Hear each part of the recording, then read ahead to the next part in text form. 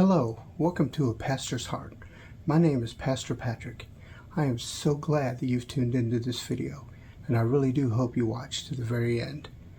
If you've had the opportunity to see previous videos with regards to what's missing in church and talking about relationship with Jesus, I really hope that you'll maybe pause this video and go back and watch that one. Or, if you want to watch it after this video, that's completely fine. They're not necessarily in order. However, I will be talking about some of the things previously said in that video. So talking about relationship, like I just previously said, in the previous video, I talked about how there are different levels of relationship. So I used the example that if this is the first time you're tuning in, or even the second time watching this video, then you'll notice that maybe before starting this video, we were strangers. Didn't know my name, didn't know who I was, didn't know what this video was about. Being introduced, taking a little time to get to know, we become acquaintances. Obviously, people that you meet at different events, different functions you may go to for work or recreation, even places you go visit your family. Hey, when you go get groceries at the grocery store, unless the person behind the cash register ringing up the groceries has a name badge, you're still an acquaintance until you talk. When you spend time with people, you can get to know them not only by name, but their character, their behavior, their interests. You can become friends. If you continue that friendship, you can become best friends. And it's interesting because we have so many definitions for the word friend. It's almost like in our own mind, depending on what term you want to use, we have created different levels of friendship, whether it's best friends or, our best buds, depending on, how long we've known somebody or how much time we've spent with them. And it's interesting. I want to use that example, how much time we've spent with them, because I referenced that in the last video about you can be friends with somebody for a very long time. You can be friends with somebody for 20 years. But if you only talk to them once a year, maybe on the phone or maybe in person for an hour, over 20 years, that would only equal 20 hours. So that's not really spending more than one day with them over 20 years. Whereas if you see them on a weekly basis, you have events or recreational activities that you share together, and you might, spend 2 or 3 hours a week with each other. Over 20 years, that equals over 80 hours. That's over 2 weeks spent with someone. Now again, over the course of 20 years, 2 weeks doesn't seem like a long time, but it's dramatically different. 2 weeks spent with somebody versus 1 day. And so the point of this is relationships in our life are not merely based on years. They're based on minutes. They're based on moments in time. All too often we look at time in intervals of months or years in long term, but we forget that how we spend each moment of each day, each minute of each hour, and how that adds up is much more potent to building a relationship than just months and years. You can live with somebody for months or years, but still not spend many moments with them. Now, as I've talked about a little bit, friendship can become dating or courting. We can look into relationships like marriage. We can look into relationships like soulmates, whatever term you choose to use. All of these different relationships are different levels, if you will. And the interesting thing is that what many of us fail to realize is different levels of relationship have boundaries. Different levels of relationship have different approaches to how we handle them. Most of us are employed in some way or shape or form. We may work remotely. We may work in an office. We may work in retail. We may work in public spaces where we interact with our quote-unquote co-workers, but we also interact with the general public, especially in retail. The interesting thing about retail employees is that they are generally required to have two levels of relationship simultaneously. So when they're at work and they're working with their colleagues, there's a decorum, there's a standard at which they operate to do their job. Most jobs try to have, somewhat of a fun and happy and laid-back work environment, but there's also a professional environment or a professional decorum, professional actions on how they treat customers, how they interact with the general public. And it's interesting that during the course of a day, just one shift of job, we will be having conversations with our coworkers. We might be joking, we might be laughing, we might be talking about different things to do with work, to do with other coworkers, to do with, life in general. But those conversations are kept private from the general public. One instance would be that maybe we come into work and we're tired and we're having a rough day. When we're in the break room behind closed doors where the public doesn't see us, we'll be having more intimate conversations about what's going on or why we're tired, and we'll look tired. We'll look like we're having a bad day. But when we get back on the clock from our break and we get behind the register or whatever we're doing, we put a smile on our face and we look like we're having the best time of our lives because we put on a professional face for the client, for the customer. Why is that? That's because we're trying to have a professional relationship with that customer. We're representing the business we work for. And so therefore, we're trying to show the customer that they've made a great decision in doing their business with this company. And so it's interesting how, we use the term multitasking. Every human being multitasks every day, whether they realize it or not. If you're sitting here watching this video, that means your eyes are watching, your ears are listening, your heart is beating, your lungs are breathing, all at the same time. That's multitasking. If you're, sitting here, or say you're in a car driving and listening to this, then you're doing a whole lot even more, controlling a vehicle and so on and so forth. So multitasking is something that we're ingrained with, something we do from birth.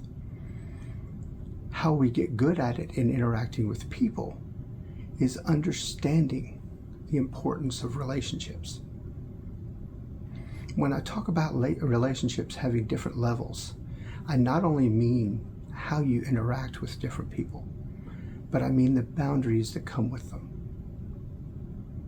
One of the things that I have watched play out in so many relationships over the course of my life, just watching different people, is the fact that we all talk about good or bad influences.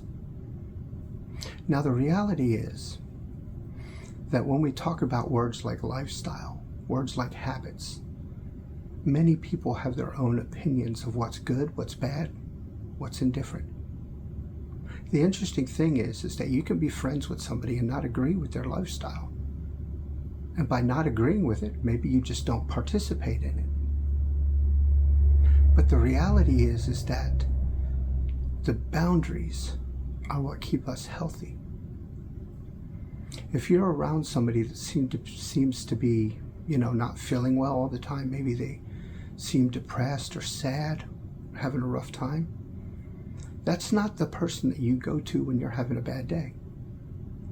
That's not the person that you share your pain with. Now, maybe it's somebody that you could share past pain that you've gotten over, that you've gotten through. Maybe that's a person you talk to about how you've overcome. You give them encouragement that they can get out of the problem that they're in. But it's not somebody that you would talk about what you're going through right now with. Because the person who's going through pain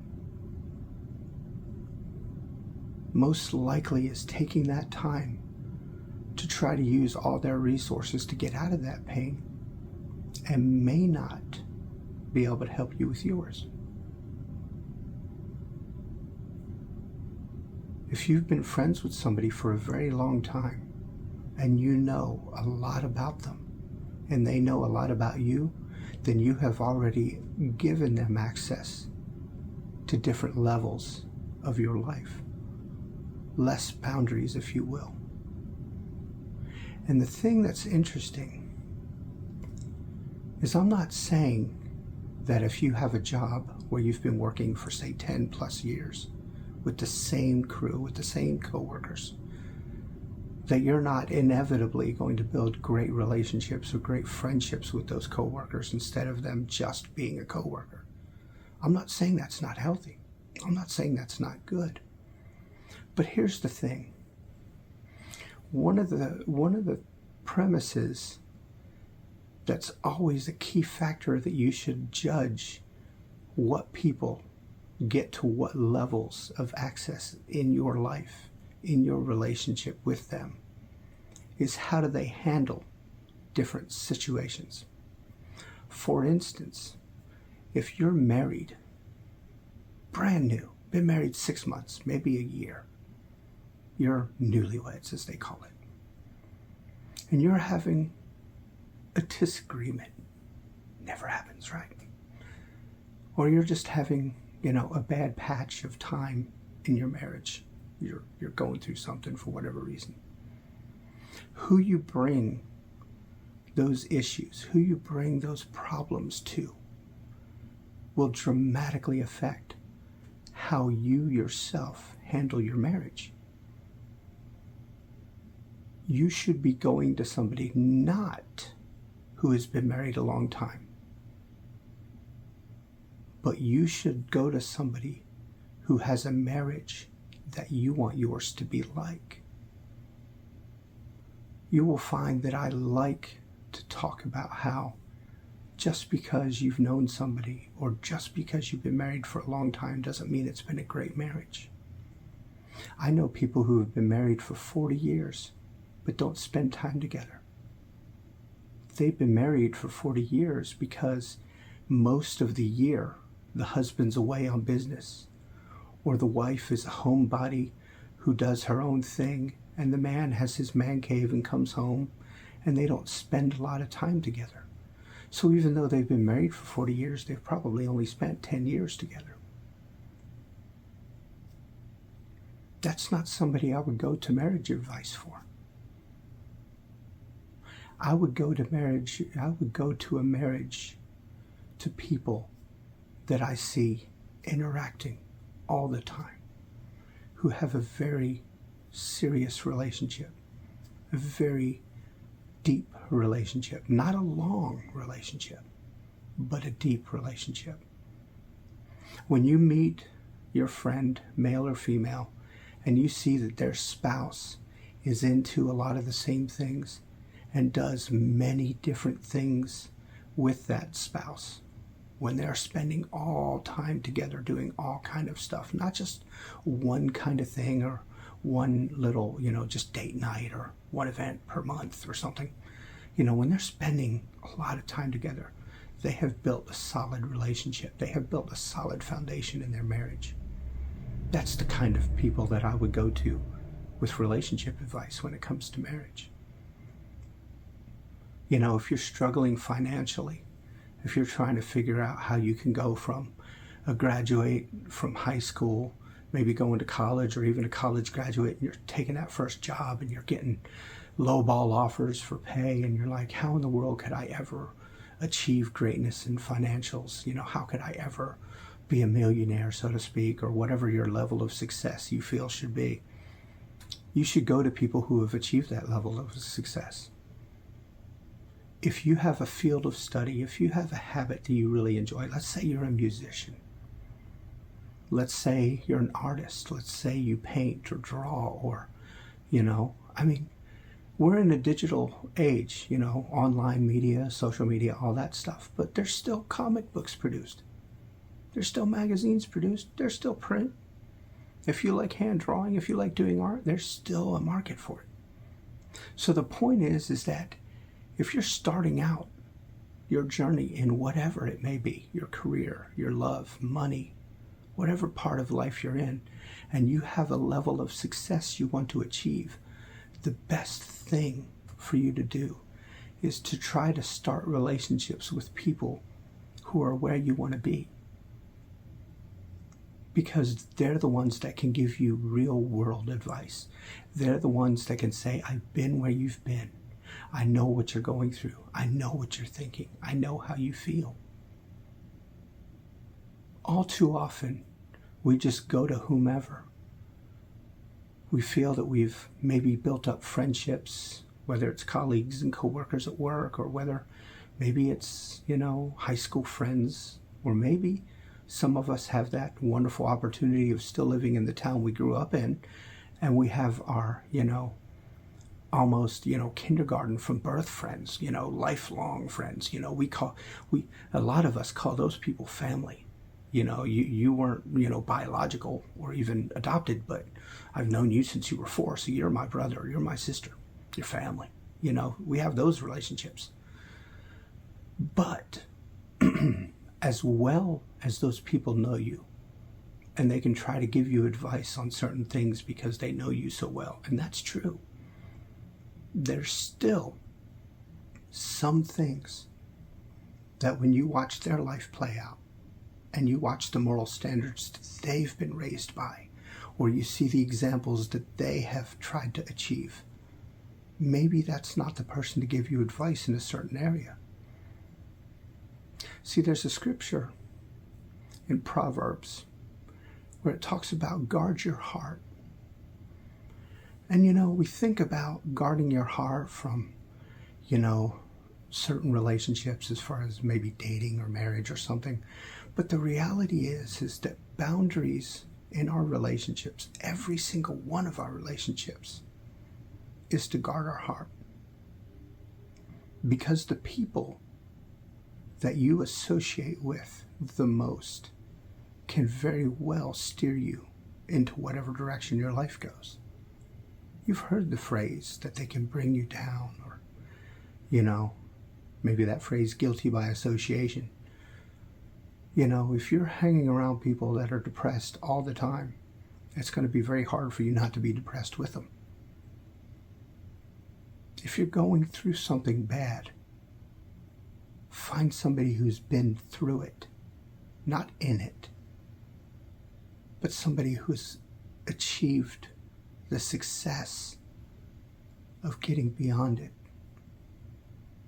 If you've been in a relationship and you've been hurt, whether it's dating or whether it's a friend or whether it's family, maybe you've fallen out with family members that you don't talk to anymore.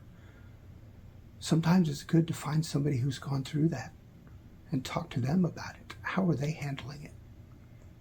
Find somebody who's further along in that journey than you are to see what advice they can give you. The Bible says, God said he sent Jesus because he loved the whole world. And the interesting thing is that word love, L-O-V-E, 4 letters. It's a small word with a whole lot of weight behind it. And in another message, I could talk about the many different levels of love. Because the Bible talks about there's many different levels of love. And the interesting thing is that I find that, in today's modern church teaching, we try to keep it simple. We try to keep it, what they call modern. We want to make it make sense to modern, and that's great. However, because we don't teach the depths of what the Bible actually was written about, that we take a subject and we skim over it, we find one or two bullet points to talk about, and that's where we leave it. Because we don't really get deep in, I wonder if maybe that's why there's so many Christians in today's modern world that are struggling with how to be Christians. Because we're not teaching what love really means, what it's like to love your neighbor. What that scripture that says, turn the other cheek, what does that really mean? Because the interesting thing is using that as example, Jesus did say, turn the other cheek.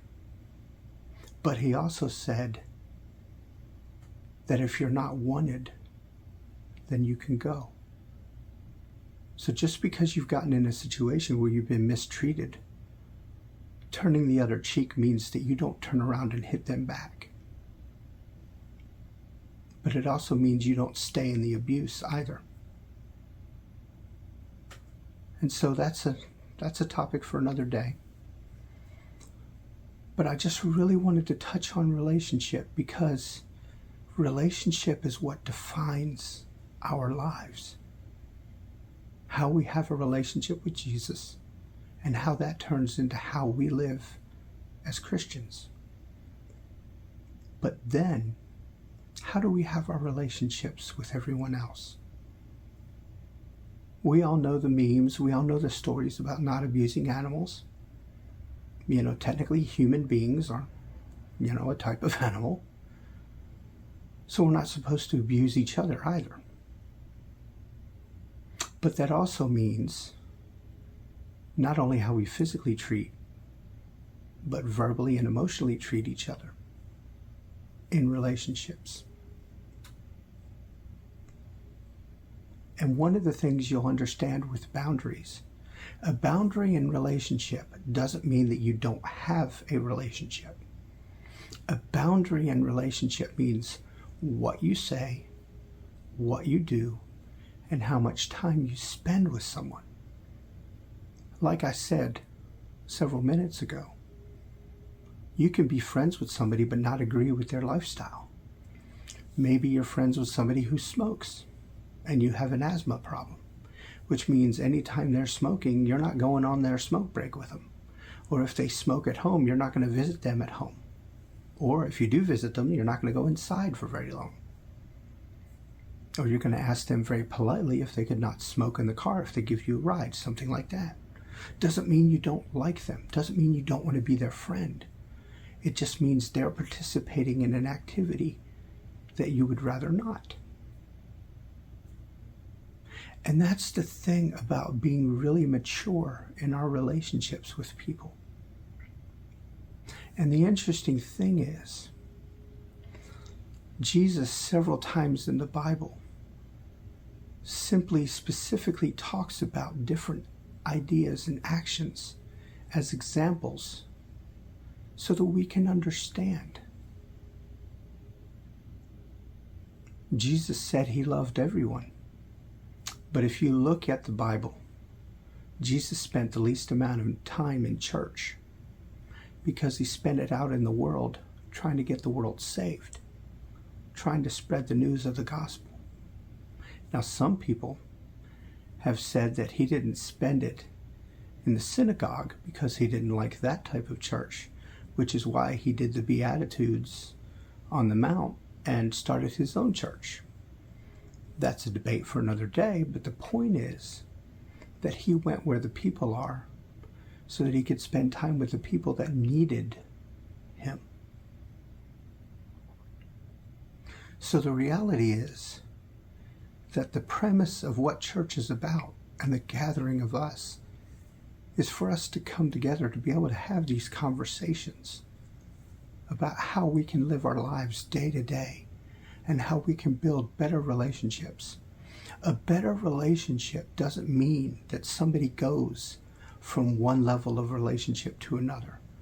You having a great relationship with your coworkers doesn't mean that they automatically become your friends.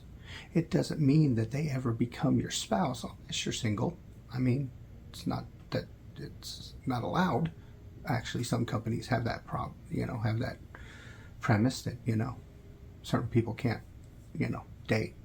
But the purpose of levels of relationship is for you to understand how to approach each one of them with the best mindset for what that relationship is.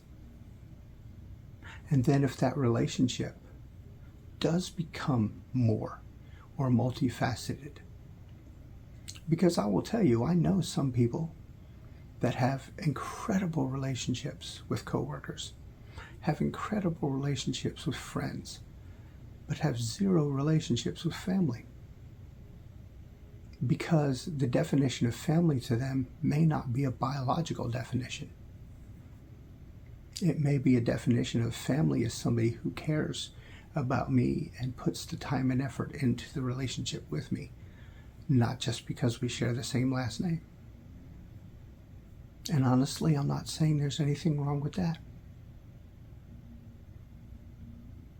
But if we take the time to understand how we're supposed to have relationship in the first place, how many of us as Christians only know Jesus, not even as a friend, but maybe just simply as an acquaintance?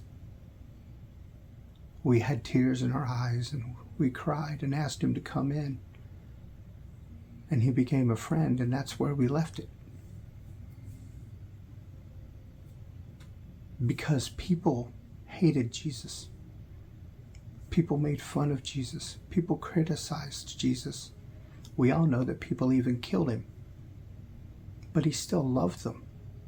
What does that mean? We'll get into that in another day. But the point is that he was open and willing to have relationships with everybody he met.